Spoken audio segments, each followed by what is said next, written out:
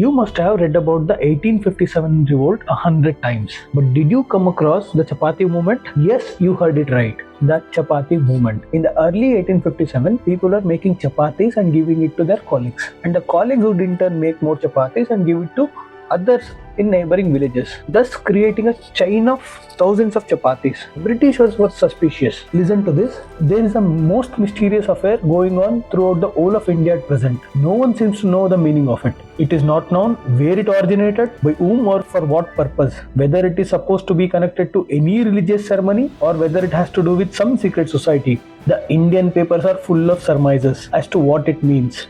It is called the Chapati Movement. These are the words of an army surgeon, Dr. Gilbert Haddo, to his sister in Britain, expressing an atmosphere of restlessness. Britishers were suspicious, so Mark Thornbill, then Mathura magistrate, investigates this issue. He finds out that more than 90,000 policemen themselves were involved in this movement, and the movement stretched from Vindhyas to northern borders of British India until Nepal border, and most importantly, a single chapati would travel over 300 kilometers in a single night, which was even faster than the British telegram. This concerned British because the British employed 100,000 officials while Indians were 250 million. They knew that they were outnumbered. J.W. Sherar, a magistrate, in his book Daily Life During the Indian Mutiny, admits that there was an atmosphere of restlessness throughout India. But then why don't we read about this in our books? Because some people call it as a conspiracy theory. Some say the chapatis were made to feed the people who were suffering from the cholera epidemic then, while some say the food was made to feed the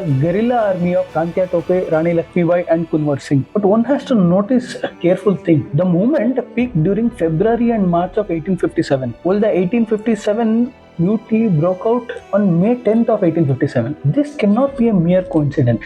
So what do you think? Was it all just a coincidence, or is this a conspiracy theory, or just a forgotten fact?